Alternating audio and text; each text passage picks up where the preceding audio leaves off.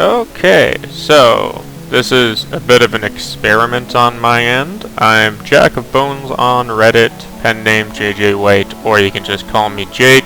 I'm not really planning this out as I go, I'm just kind of freewheeling it. Perfect example is I don't know how to do video editing and anything like that, so I've basically got a bit of free Creative Commons background music playing right now. It's called Moonrise by Chad Crouch, and that's how I'm kind of doing it. I'm just recording my desktop. What are we doing today? So I saw this card from Jumpstart, Ormos the Archive Keeper, and I said to myself, that's a really cool card, and I wanted to brew it. But I already have a mono blue deck, and I'm doing like the 32 deck challenge, so brewing it was not really a thing I should be doing. And I'm like, well, I've been writing my Commander how-to series of articles, so why not try doing a video where I just go through my whole deck building process and post that onto my old YouTube channel, which back when I was like 10 years ago, back when I wanted to be a YouTuber, and see how it goes. Anyway, with that all out of the way, let's talk a little bit about this card, why I want to brew it, what direction I want the deck to go in, and just generally how it relates to my old deck building philosophy. So this is very much a rule zero card for me when it comes to choosing a commander. I just saw this and there were parts about it I was very excited about, and that's why I want to build it. So Ormos the Archive Keeper, it's a 4 blue legendary creature Sphinx. For that you get a 5/5 with flying, which is a very fair rate for this card, but it has a few abilities. I think when people see this, the first thing they notice is if you would draw a card while your library has no cards in it, instead put 5+1/+1 counters onto Ormos the Archive Keeper, which is a very kind of fun take on the on kind of the win condition of drawing all the cards in your library. Usually when you do that, you're just gonna slam a Labman, whatever, but this is kind of a different way to go about it, and I think that's the one a lot of people focus on when they're looking at this. The one that really gets me, though, is this one. So 1 blue. Discard 3 cards with different names. Draw 5 cards. Now, that puts you ahead 2 cards. There's a bit of card selection involved in there, but really it's the fact that it has the ability to draw 5 cards for 3 blue, and you can do that as many times as you have mana for, that like really sparked me as a deck builder. Like, that's when I went from thinking this would be a fun build around to draw all cards in your deck, where I was like, no, this is perhaps the mill commander I've been waiting for. Which is weird, because I don't actually like mill as a strategy, but as I've gotten older, I found I appreciate the color blue more and more. I used to be very much, if you'd asked me, my favorite color would have been green, 2-color pairing, Selesnya, 3-color pairing, Naya, but these days that's kind of in flux. I found blue is appealing to me more as I get older. I appreciate card draw more and more and more. So with that being said, well, let's start. So the thing that I like about this, it says draw 5 cards. That is huge in a very specific deck that I'm thinking of building. So I'm gonna see. I don't usually use the advanced form when I do this, but whenever you draw a card, we're gonna see how it actually works. Usually what I do is I Google what I want and then add gather to the end, and it does it for me. Okay, so whenever I draw a card, let's see what we got. This isn't as clean as the list I would have gotten if whenever you draw a card. Gather. Let's see if I got a cleaner list when I did this. There we go. So this is the list I wanted. I wonder what the difference is. Oh, text does contain whenever you draw a card. That makes more sense, I guess. Anyway. So what we're looking for, because our commander lets us draw 5 cards as often as we want at instant speed, as long as we have the mana for it. So we're looking for cards like Chasm Skulker. So it literally says, whenever you draw a card, put a +1/+1 counter on Chasm Skulker. Chasm Skulker doesn't care that we've had to discard 3 cards before we do that. all it cares about is that I've just drawn 5 cards, and I put 5+1/+1 counters on the Chasm Sculptor. And that's fun, so obviously that's going to be an include in the deck. So, as I usually do, I start just by copy, pasting. Can we paste for 4 mana? Okay, dash. Using the edit menus, but you can still... What the fuck? What is it? Why is that action unavailable using the edit menu, Google? What's going on? Okay. I'm gonna swear in this. I'm a tradesman. I swear in my day-to-day job. I try not to swear when I write my articles, but there's gonna be some stuff. Okay. Whatever. So then we got Diviner's Rod. Equip creature as whenever you draw a card, this creature gets +1/+1 and flying. That's kind of fun, but I don't think we're gonna bother with it. But these are the cards I'm really good at. Like, these are the cards that really make me want to do this. So Jace's Erasure.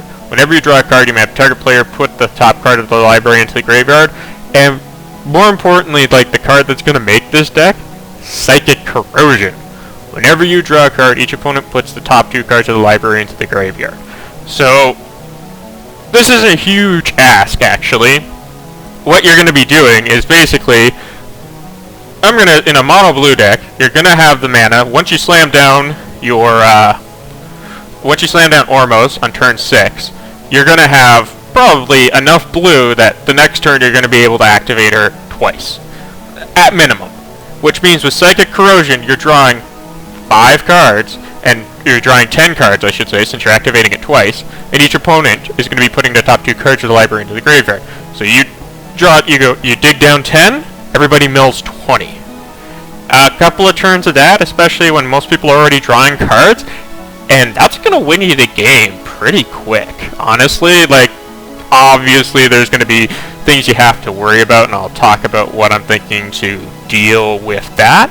But yeah, that is really what I'm thinking is our game plan here. So we're just gonna go through Chases. What was it? Erasure. Jace's Projection. I do like Nadir Kraken. I mean, it's gonna be a solid auto. Your Kraken. It's just a solid card. What does it do? It gets +1/+1 counter, and you create a little bit more extra value. That's good. Ominous Seas. Again, you just slam it down on turn 2. You're drawing 5 cards, 10 cards, whatever. You're getting a Krakens on top of that. That's just solid value right there. Shadow, I think. I spelled Ominous wrong. I did spell Ominous wrong. I suck.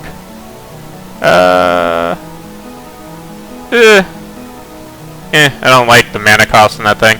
Psychic Corrosion. Spelled Shadow wrong too. So, Psychic Corrosion. So, Psychic Corrosion's really going to be the win con in this deck, I think, but there's going to be other one. Crawler. Nothing wrong with Psychrosis Collar. We're going to want cards that we're going to want Spellbook at minimum. And Sphinx's Tutelage, I'm also thinking is going to be very fun in this deck. You're going to be able to nail one person for minimum 20 cards. Probably a lot more if they share color. So, depending on the deck, it could be. You could add Painter Servant into this. I'm never going to spell tutelage right. Tutelage.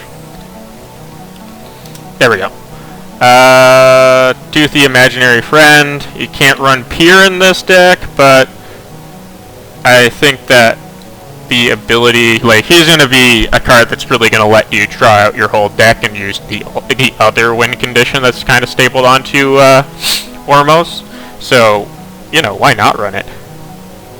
I don't see any reason not to run Painter Servant and Grind Clock. We're not here to make friends, people. We're here to play Magic. It's Grind Clock. Is it Grinding Clock? How do you spell it? Grinding Clock. I'm never gonna spell this. MTG. It is Grind Clock. Okay. I was right like the 3rd time. Okay. So those are kind of what I'm thinking for the win conditions. That's going to put us at 1, 2, 3, 4, 5, 6, 7, 8, 9, 10, 11. So that's 11 cards. One thing I definitely want to be able to do is I want to be able to draw Psychic Corrosion, because like I said, that's the card I really want to win with. I want to be able to make sure I'm going to get that, and then I also want to be able to copy it. So we're going to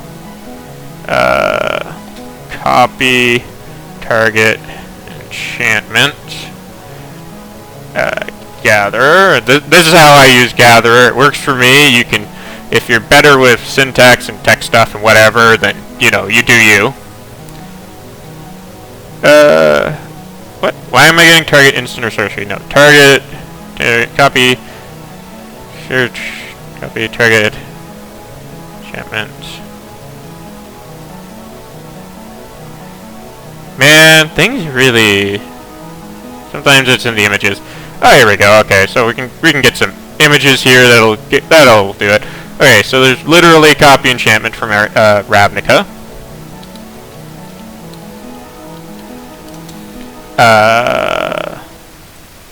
Mirror Maid. Totally. Gonna want that, that's for sure. It's just a 3 copy target artifact or enchantment. Estrid's Invocation, 100%. Gonna want that. Did I spell Mirror Maid wrong? No, there's no. There we go. Mirror Maid, correct. Estrid's Invocation. Oh yeah, we want that.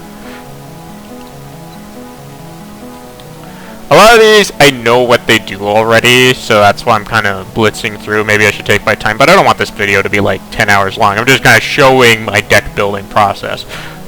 Mirage Mirror, absolutely.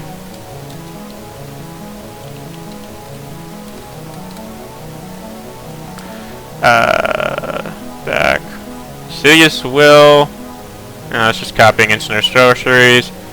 Non-land permanent, so we would want that.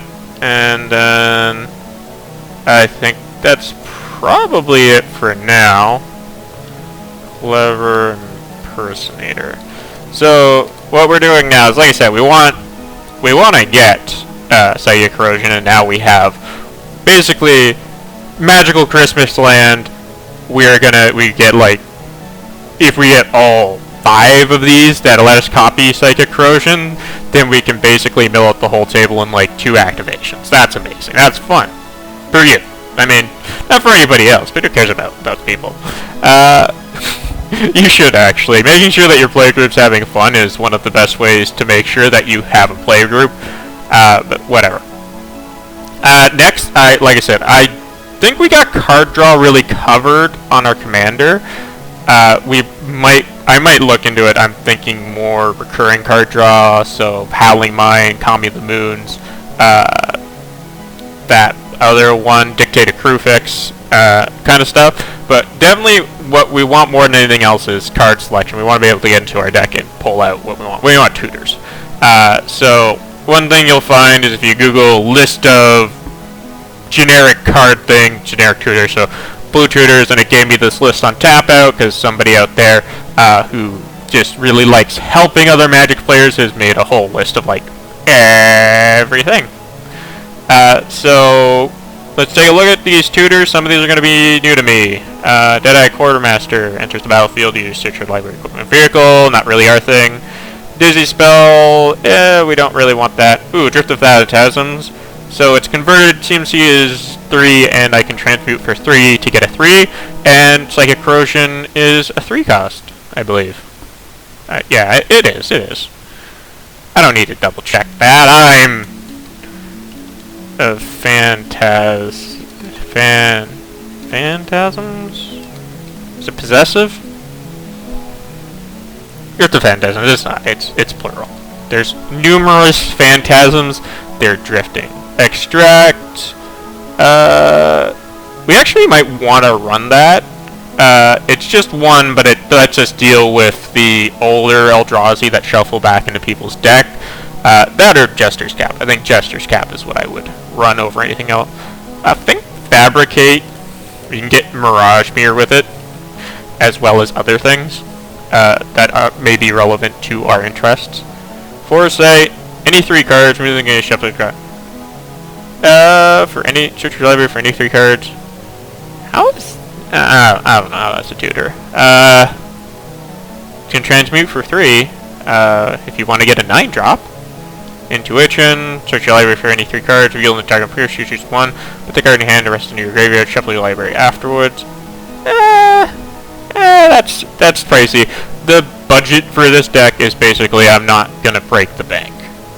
We're good. I maybe shouldn't say that, but like, probably $100 card we're not gonna get. Long-term plans, one of my personal favorites. Term plans. So let's grab it. Manipulate fate, Drebulate, shut your library, we're in the game, to your library. A lot of these are kind of weird. For an instant, we're not really looking for instants right now. Metal mixture, metal mixture is just solid. We can't go searching for Psychic Corrosion, but we can get Jason's Eraser off of it, which isn't bad. Probably don't need that. With Flashback, that's a very specific thing. Search your library, How much is that? It's like $8. Search your library for Merfolk card, that's fun. Spell Seeker, search your battery for an instant or sorcery card. Tezzeret, Valeria West, Transmute, Artifact. Yeah, Blue's really good at searching for artifacts, so yeah, that going for it. Less good at searching for enchantments, but you know, you make do with what you have, right?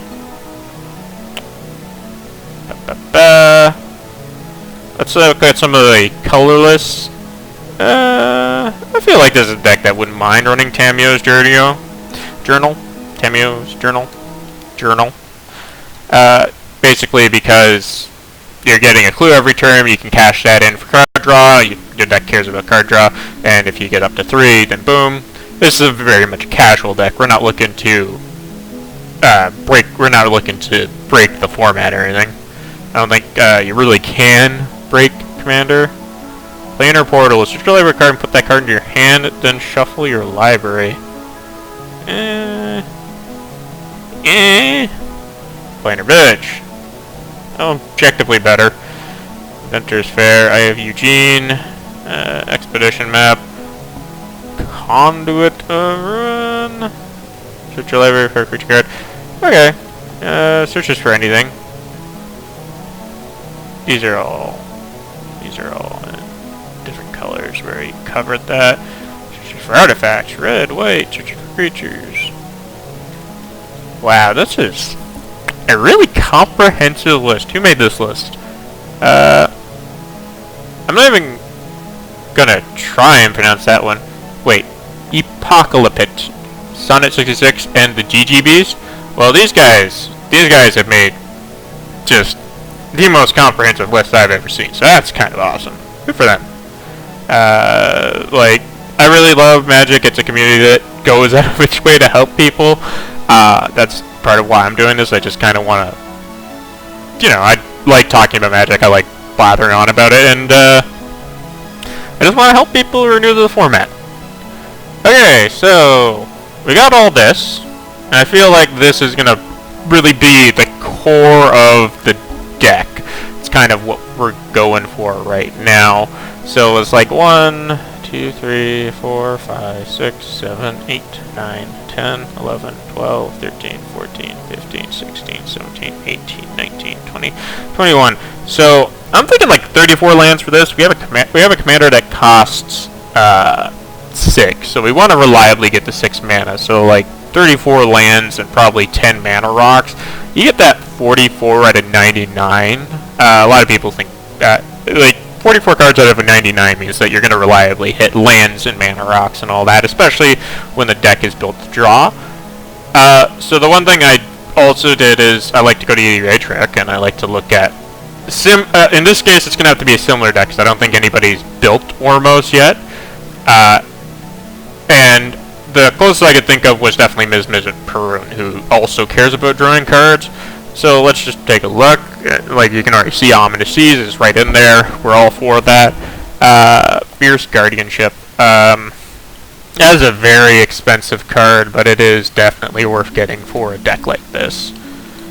You want to be able to protect your commander more than anything else in this deck. You want to make sure that your commander is going to survive because he is such a big part of it. Brainstorm actually very good, 1 to draw 3. There's a reason that's one of the Power 9 Ancestral Recall, and you are still technically drawing them even though you're putting 2 of them back, which again, very good. Bonder seems solid. Counterspell and Negate. Both cards I would 100% run on this. They're 2-mana counterspells, and the things that are most likely going to deal with your commander are those things. Windfall, I like. You're into big draw spell. Let's grab that. Preordain, Treasure Cruise. I do like Treasure Cruise. That's a draw 3, and we might not be the best equipped. I feel like Treasure Cruise might eventually be something we cut out, but we're definitely, like, depending on how this deck actually goes, who knows. Do we want Labman? Do we want to splash in him for an alternate win condition? We should add it to the Perspective Laboratory Maniac. So let's add him. Thassa's Oracle, the better Labman, why not? This is Oracle. If we're gonna go for one, might as well go for both. I think that technically means we're probably gonna want to look at the other Jace. Wave Break. Whenever you draw your first spell each turn, during each opponent's turn, draw a card. I don't know how much instant stuff shenanigans we're really gonna be running. Got Eternal Kefnet. Consecrate Sphinx seems like a good created Sphinx. Again, another solid card to add to the pile. We're not really doing wizard things. Can't run that. Just play discard your turn. Jace's Archivist. It's a Windfall on a stick. Archivist. Each player discards his hand and draws the arch equal number. Chaomancer doesn't seem worth it. Gadwick.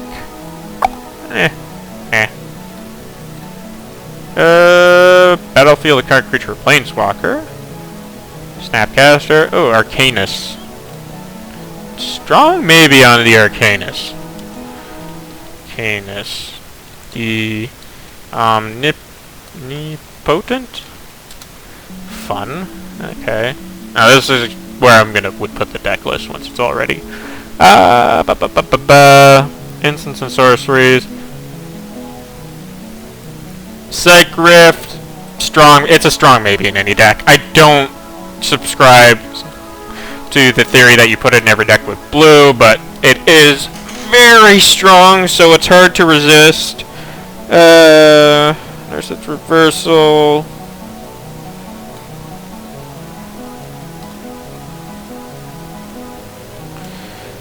Counter target spell, put it back into its owner's hand, and then you get a copy of it. Very strong. I had somebody use that on me when I cast a not a song song. I had somebody use that on me when I cast a Primal Surge, and it was the worst because there was a Vorinclex in play, and it took up all my mana. Reality Shift, just a strong card to have. It's straight up removal in blue. Wow, there's just so many freaking cards to go through sometimes. Pull from tomorrow. I feel like this is a deck that benefits from extra spells. From tomorrow. Speaking of, might as well Isochron Scepter. So, for those who don't know, Isochron Scepter lets you imprint a spell instant with convert mana cost 2 or less from your hand, and then you can pay 2, tap the Isochron Scepter, and cast it, which pairs with Dramatic Reversal, which lets you basically untap all of your non-land permanents. And then you get a couple of mana rocks, so in this deck we do want some, so Gilded Lotus for sure. Gilded Lotus taps for free colors, Mana Vault, costs 1, taps for 3, Soul Ring, 100%, that's 3 mana rocks. I don't think we'll break the bank for a Grim Monolith or a Mana Crypt in this deck, but, you know, let's see, Hedron Archive, definitely. Phase 4, taps tier 2, can tap and sacrifice to draw 2 cards, definitely seems strong in this deck. Maybe go down and find some more. Ooh, Rapid Hybridization.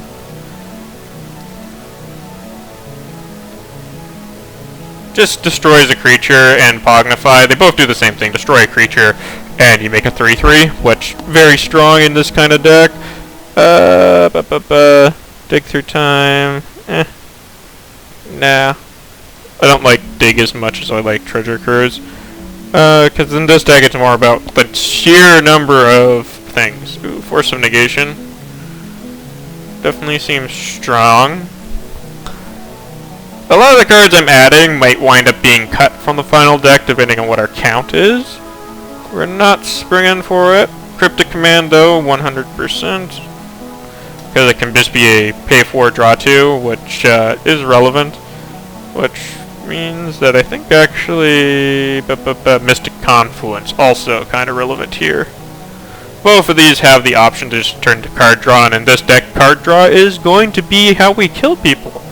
Sorceries. Ooh, Echo of Aeons. I do like that.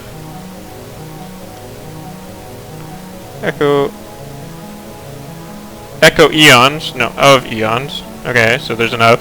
This is, each player shuffles their hand in the graveyard and then draws 7 cards. Strong in this deck, again. A lot of stuff, anything that lets you draw multiple cards when you have Psychic Corrosion is going to be strong. Draw X cards, if X is 10 or more instead, shuffle your library. If you're in your library, draw X cards on up to the hand size. You have no action of hand size for the rest of the game. That's kind of cool, let's get that. I forgot about the finales. Finale, what was it? Finale of Revelation.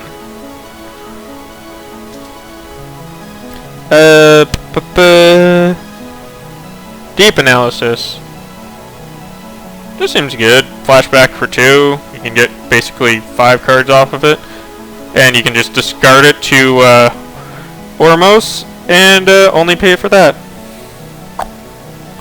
Boop, boop. Draw a course, draw 2 cards and discard a card unless you attack a creature this turn. Time Reverse. Each shuffles their hand into graveyard into his or her library. Wait, each player shuffles his or her hand in graveyard into his or her library, then draw 7 cards. Yeah, I like that. Recursion is going to be a thing in this deck. You're going to want to be able to pull some stuff from the graveyard. I don't know how easy that is in blue. Enter the Infinite. 100% we want that.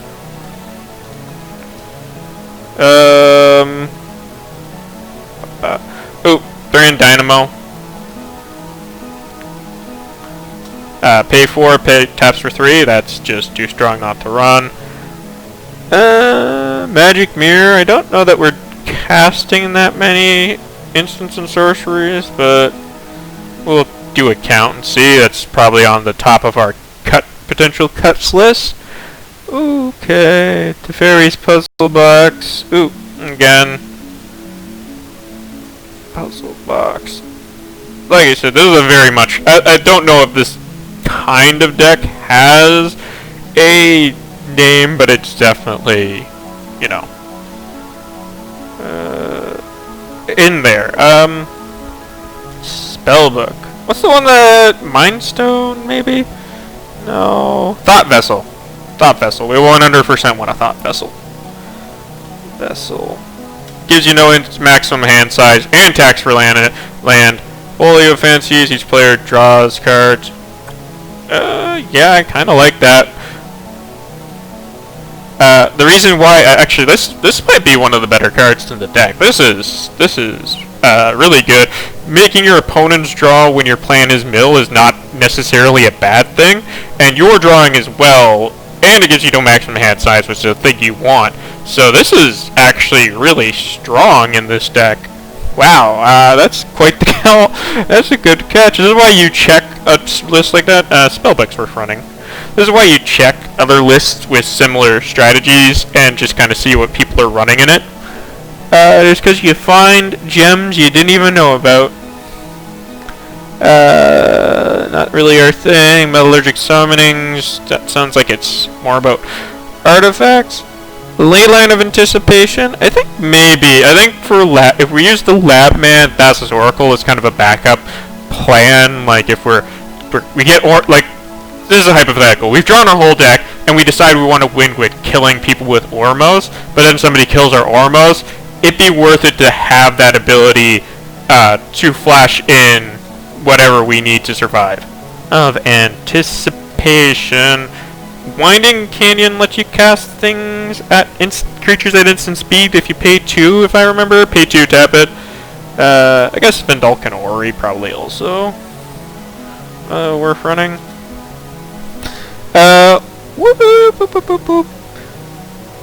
Narset part of the Veils, not really our thing here. Propaganda. Say your Crows, no, hey, they want to run it too. I don't blame them. It's a solid card when you got that option. We don't actually want to limit our opponent's card draw. Again, our win plan is mill. This is normally a very good card in a deck running Windfall because it can cripple your opponents. But, as I said, our plan is mill. We want our opponents being able to draw cards because the more cards they chase, Wielder of Mysteries, he's kind of like Labman and Thassa's Oracle, so worth running. And then to finish my thought earlier, it's like we want them to draw cards because the more cards our opponents are drawing, the closer they are to being killed by our basic blot. Some lands. Mystic Sanctuary seems good. Reliquary Tower also good. Should write those down. Scry is always relevant, but Halimar Deaths, yeah. But I'm kind of more focused. I don't really want to write these down just yet, just because at the present we're more focused just on what we're actually including inside our deck. Okay, this is a good idea. Let's see some Mind Stone. Yeah, Mind Stone be worth running, I think. We do need more ramp. Like I said, we want like blue is not the best at ramp. We do want High Tide, which doubles the amount of blue. It doubles how much blue mana your blue stuff count taps for or something. High Tide is a sorcery speed, costs 1. You play it, you get to basically tap blue. You get to tap blue lands, islands for extra blue, and when you're mono blue, that works out pretty dang well. I don't like Command Spear. 3 mana for 1 is never a good deal, even with that extra ability to draw a card. This taps for blue, taps for 3. You can put an hour counter on it, or Midnight Clock. I like it. So Midnight Clock, Sky Diamond. Those cost 2, right? Interstep, but cost 2. That's fine. What did I do? I broke it. I didn't actually break it. I know what happened, but we'll just finish this list. We do want Sapphire Medallion. I don't see it here, but that's another one. It just makes it's gonna make all our stuff cost 1 less, and that's definitely worth it. This isn't a deck where I think we want to be running a lot of fetch lands. We're gonna be drawing a lot of cards just in general. And if you're drawing a lot of cards, you don't generally want to kill yourself. Okay, I think this looks like a pretty stellar list to start with. Like I said, we're looking for about 65 cards, not including Ormos. So we got 1, 2, 3, 4, 6, 7, 8, 9, 10, 11, 12, 13, 14, 15, 16, 17, 18, 19, 20, 21, 22, 23, 24, 25, 26, 27, 28, 29, 30, 31, 32, 33, 34, 35, 36, 37, 38, 39, 40, 41, 42, 43, 44, 45, 46, 47, 48, 49, 50, 51, 52, 53, 54, 55, 56, 57, 58, 59, 60, 61, 62, 63, 64, 65, 66, 67, 68, 69, 70. Okay, so we're going to need to cut 5 cards from this perspective list. We're going to have to cut 5 cards. Fortunately, as we were going through, there were a couple of cards where we were kind of like, we're not crazy about, so it makes it a little bit easier, and they were kind of off of that list. So I think the first one was Magic Mirror. I'm not crazy about Magic Mirror, so that's 1 card cut. We need to cut 2 more. All that's just good solid ramp. We definitely want it.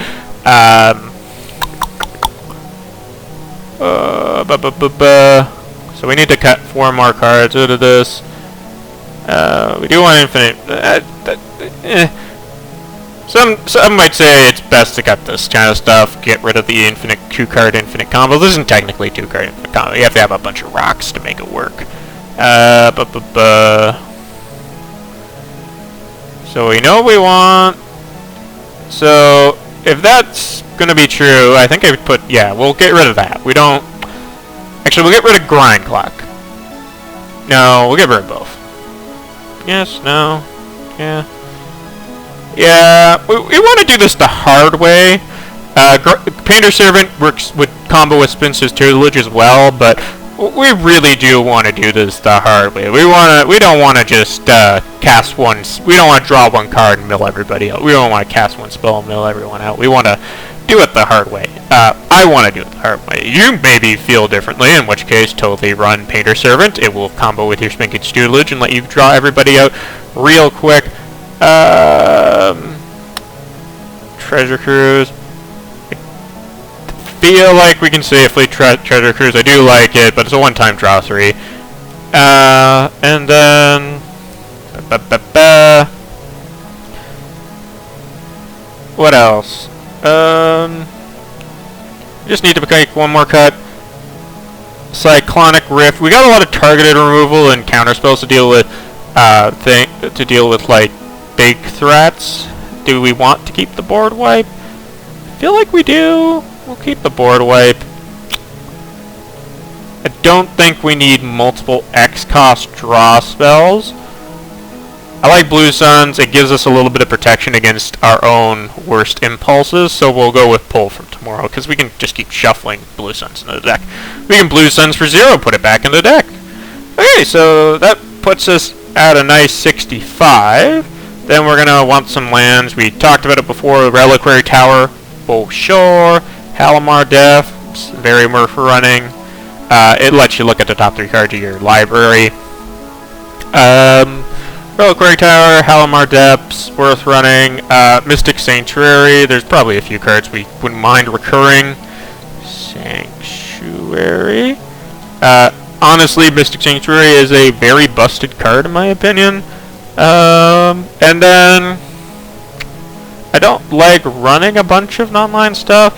I think we'd spring for an Ancient Tomb, though. We do, like I said, our key to this deck is going to be hitting that 6. It's going to be hitting 6 lands.